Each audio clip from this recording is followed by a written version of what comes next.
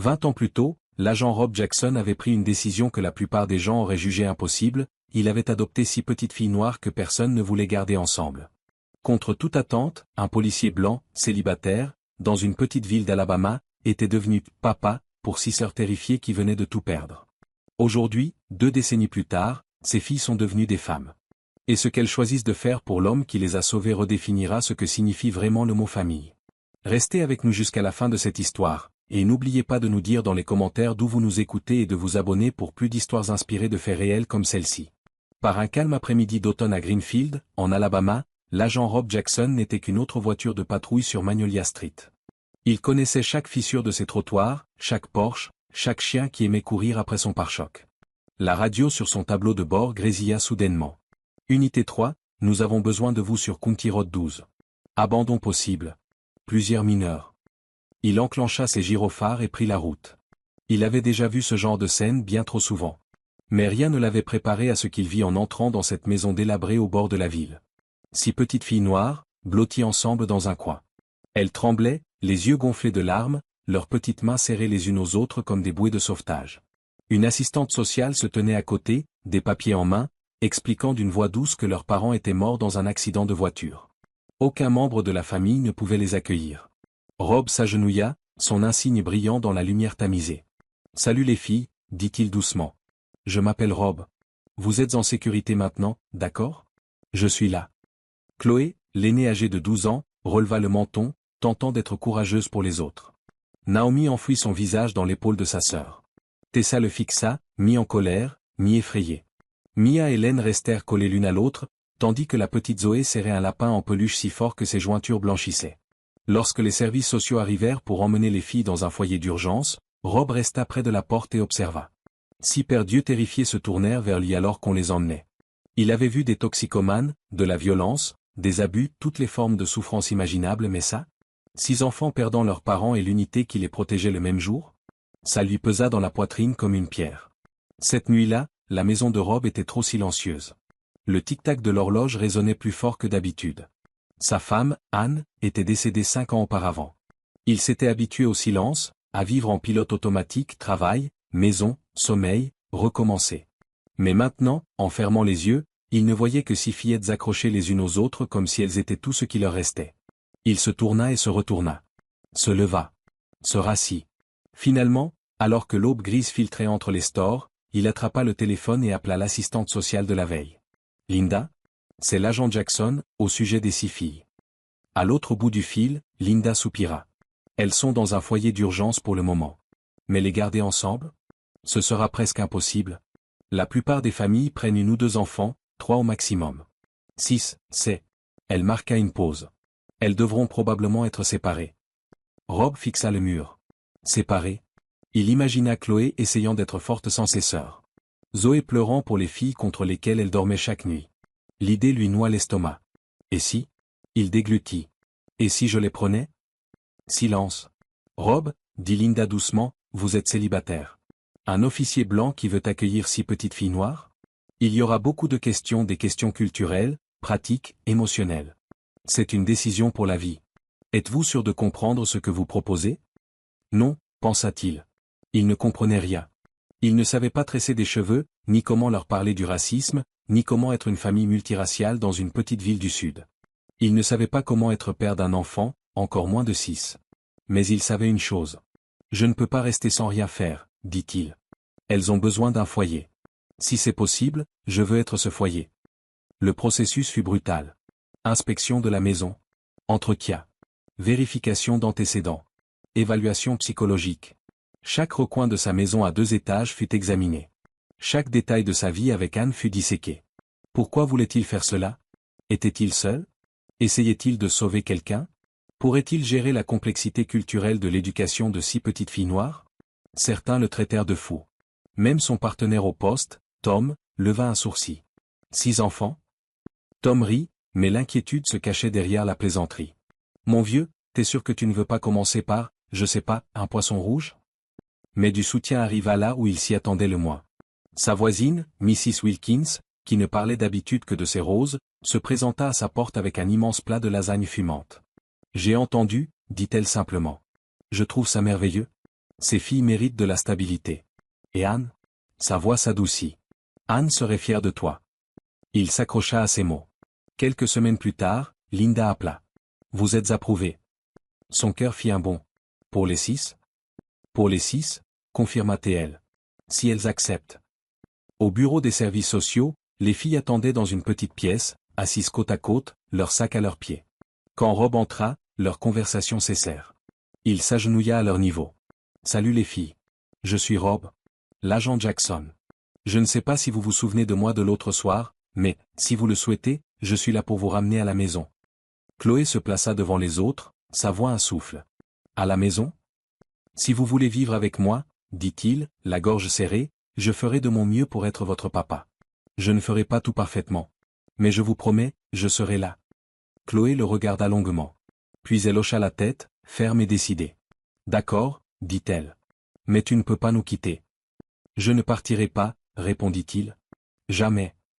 Une à une, les filles s'avancèrent, le touchant timidement, testant l'idée que cet homme pouvait être sûr. Qu'il pouvait rester. Le trajet jusqu'à sa maison fut presque silencieux.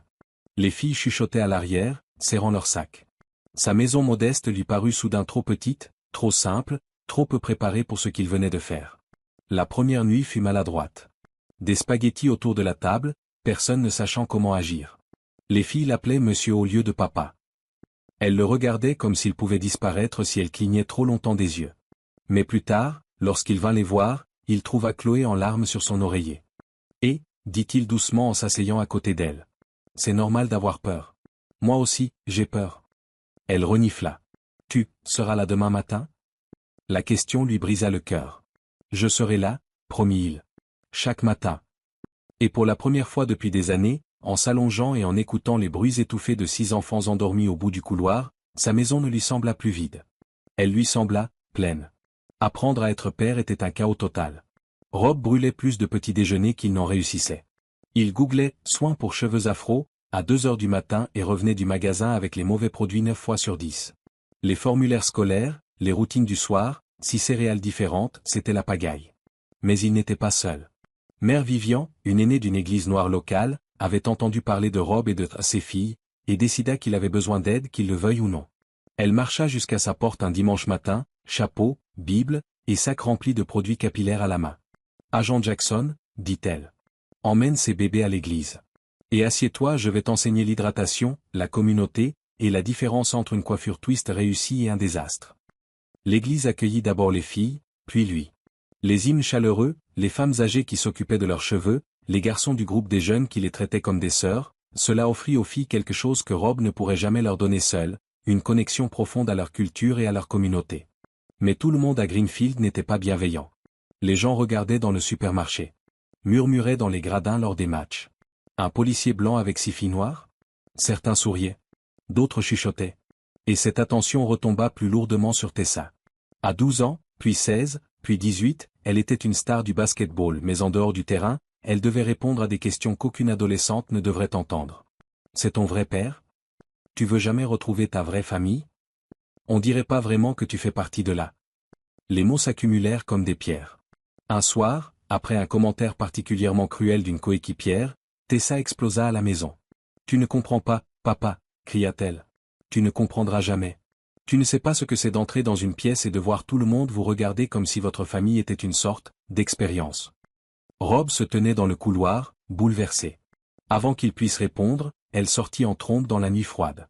Il la trouva assise à la gare routière, les bras autour des genoux, fixant le vide. « Tess, dit-il doucement, essoufflé. S'il te plaît. Parle-moi. » Elle ne le regarda pas. « Je n'appartiens nulle part, murmura-t-elle. Pas à l'école, pas en ville, même pas à la maison. Les gens pensent que tu joues les héros en adoptant un tas d'enfants noirs. » Il s'assit à côté d'elle, le banc métallique froid sous eux. « Tu as raison, dit-il calmement. Je ne comprendrai jamais entièrement ce que tu ressens dans ce monde. Je ne peux pas changer la façon dont les gens nous regardent. » Ses yeux se remplirent de larmes. « Mais, continua-t-il, je peux te dire ceci, je t'ai choisi. Je vous ai toutes choisies. Pas pour me sentir bien. Pas pour être un sauveur. Je vous ai choisi parce que je vous aime. Parce que lorsque je vous ai vus blottis ensemble, j'ai su que ma vie ne serait plus jamais juste, si je vous laissais. » Ses épaules tremblèrent. « Tu appartiens à notre famille, Tess, murmura-t-il. Tu m'appartiens aussi. Une famille, ce n'est pas le sang. C'est ceux qui restent. Elle finit par se tourner, les larmes coulant sur ses joues. Tu promets que tu resteras? Il sourit à travers ses propres larmes. Je suis déjà resté. Elle se blottit contre lui, éclatant en sanglots, et il la serra fort. Et ce soir-là, sous la lumière vacillante du lampadaire, leur lien devint indestructible. Les années passèrent. Chloé devint la seconde maman de la maison, calme et organisée. Naomi transforma ses émotions en articles. Tessa brilla sur le terrain. Mia tomba amoureuse des livres. Len devint passionnée par l'activisme. Zoé maintenait la paix avec une douceur innée. Rob les regarda grandir, émerveillé. Chaque remise de diplôme, chaque match, chaque exposition, il était au premier rang, applaudissant comme personne. Puis vint l'atout. Au début, rien d'inquiétant. L'âge, disait-il. Un peu d'essoufflement. Quelques vertiges. Il cacha les symptômes. Mais lors d'un barbecue dans la cour de Mia pour célébrer son admission dans un programme d'écriture, ses jambes lâchèrent. Le monde bascula. La dernière chose qu'il vit fut ses filles accourant, criant son nom. Le diagnostic, cancer du poumon, stade 3. Cette fois, ce fut à leur tour de le choisir. Chloé devint sa défenseuse, organisant les rendez-vous, interrogeant les médecins. Naomi transforma sa chambre d'hôpital en musée. Tessa le fit marcher dans les couloirs pour l'entraînement. Mia lisait à ses côtés. Len lança des collectes de fonds. Zoé lui tenait la main lorsque la douleur devenait insupportable. Il y eut des jours où il voulut tout abandonner. Mais dès qu'il ouvrait les yeux, elles étaient là, 6 femmes qui avaient été 6 petites filles effrayées dans un coin. « Papa, dit un soir Tessa, les yeux brillants, tu nous as appris qu'une famille ne fuit pas quand les choses deviennent difficiles. Alors nous ne te quitterons pas. On fait ça ensemble ?» Et elles l'ont fait. 5 ans plus tard, l'appel arriva. Rémission. La maison explosa en sanglots et rires. Ils avaient réussi. Ensemble. Mais les filles n'avaient pas fini. Dans les semaines suivantes, Rob remarqua qu'elles chuchotaient, échangeaient des regards, raccrochaient lorsqu'il entrait. Il faisait semblant de ne rien voir. Un samedi soir, Chloé annonça, « Papa, habille-toi. On sort. »« Dîner ?» demanda-t-il, méfiant. « Quelque chose comme ça, » sourit Mia. Ils arrivèrent au centre communautaire de Greenfield. Tout semblait éteint. Mais en entrant, les lumières s'allumèrent. Surprise. La salle était pleine. D'anciens collègues. Des voisins. Des membres de l'église. Des gens qui l'avaient aidé au fil des ans. Des jeunes qui l'avaient coaché. Et tout devant, sous une banderole portant « Célébration de Rob Jackson, un héritage d'amour et de famille », se tenaient ses 6 filles. Elles le firent asseoir et lancèrent une vidéo, des photos, des témoignages, des images de vie changées. Son ancien coéquipier, Tom, apparut à l'écran. « Tu ne sais même pas combien de vies tu as touchées, Rob. » Puis Mère Vivian. « Tu as montré à cette ville que l'amour peut traverser toutes les frontières que les hommes créent. Nous sommes fiers de toi. » Quand les lumières se rallumèrent, Chloé s'avança avec un cadre. « Papa, dit-elle, la voix tremblante, nous voulions faire quelque chose qui honore ce que tu as fait pour nous. Quelque chose qui dure. » Elle lui tendit le cadre. Il lut lentement, à voix basse.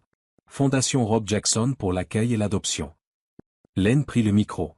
La fondation aidera les familles d'accueil et les familles adoptives, surtout celles qui adoptent des enfants de couleur. Nous offrirons des ressources culturelles, des groupes de soutien, des formations. Nous voulons que d'autres enfants aient ce que nous avons eu, un vrai foyer. Naomi essuya ses larmes. Tu as donné une famille à 6 petites filles effrayées. Maintenant, nous voulons aider d'autres enfants à trouver la leur. Chacune prit la parole, parlant de la course à la gare routière, des encouragements, de la sécurité qu'il leur avait offerte, du jour où il avait dit « Je les prends toutes. » Nous sommes qui nous sommes grâce à toi, papa, conclut Zoé. Cette fondation est notre façon de te dire merci. Rob resta debout, submergé, incapable de parler, entouré des applaudissements d'une ville qu'il avait autrefois jugée et qui maintenant l'honorait. « Je croyais simplement faire ce que n'importe qui ferait, » dit-il enfin. « Mais en vous voyant, en voyant tout ça, je réalise que je n'ai pas seulement adopté 6 filles. J'ai gagné 6 des femmes les plus fortes que j'ai jamais connues. Et ceci, il leva le certificat, c'est grâce à vous. Notre famille l'a construit ensemble. » Dans les années qui suivirent, Rob observa avec fierté chacune de ses filles accomplir sa destinée. Chloé devint directrice des services à l'enfance, veillant à garder les fratries unies. Naomi exposa ses œuvres puissantes dans des galeries. Tessa parcourut le pays en tant que conférencière. Mia devint autrice publiée. Len entra dans la politique et la défense des enfants. Zoé devint thérapeute spécialisée dans le traumatisme. La fondation Rob Jackson prospéra, aidant d'innombrables familles à naviguer les défis de l'accueil et de l'adoption, tout en comblant les écarts culturels grâce à l'éducation. Par un soir d'automne tranquille, semblable à celui où tout avait commencé, Rob était assis sur son porche. L'air frais, le ciel orangé, et le rire de ses filles résonnant autour.